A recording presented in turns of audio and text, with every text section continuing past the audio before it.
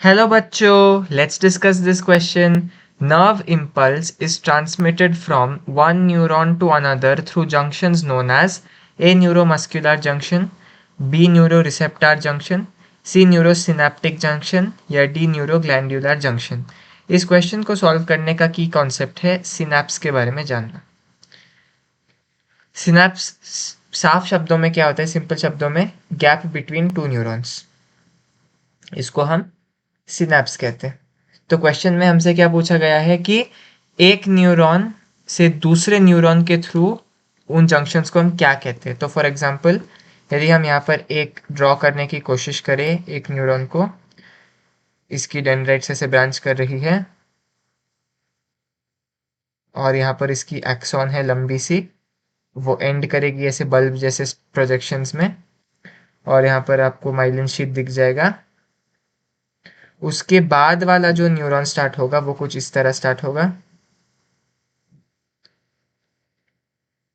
कुछ इस तरह स्टार्ट होगा। इसकी भी जो डेंड्राइट्स है वो ऐसे ब्रांच करेगी, लेकिन ये दोनों जो है ना वो कनेक्टेड नहीं रहेंगे, वो एक दूसरे के कांटेक्ट में नहीं रहेंगे। इनके बीच में आपको यहाँ पर क्लियरली, सॉरी यहाँ पर इसकी न्यूक्लियस भी है, यहाँ पर आपको इन दोनों के बीच क्लियरली ऐसा एक गैप दिख रहा है।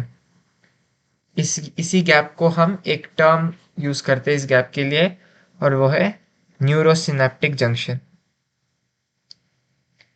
न्यूरोसिनेप्टिक जंक्शन, न्यूरोसिनेप्टिक जंक्शन क्या होता है, ये जो एक्सॉन की एंडिंग्स है और नेक्स्ट न्यूरॉन की जो डेंड्राइट्स है, इन दोनों के बीच में जो गैप है उसको न्यूरोसिनेप्टिक जंक्शन कहते हैं। ये जो न्यूरोमस्कुलर जंक्शन है वो एक नर्व और एक मसल के बीच के जंक्शन का होता है, तो ये गलत ऑप्शन हो गया। बी न्यूरो रिसेप्टर जंक्शन ये भी नहीं है। सी न्यूरोसिनेप्टिक जंक्शन ये तो ठीक है। डी न्यूरो ग्लैंडुलर जंक्शन ये भी गलत है, ये एक नर्व और ग्लैंड के बीच का एक जंक्शन है। न्यूरो रिसेप्टर जंक्शन एक्चुअली आपको यहाँ एकदम करीब में दिखेगा, एक दो नर्व्स के बीच में न्यूरो रिसेप्टर जंक्शन आपको नहीं दिखेगा। So the correct option to this question is option C, neurosynaptic junction. Hope you've understood it well. All the best.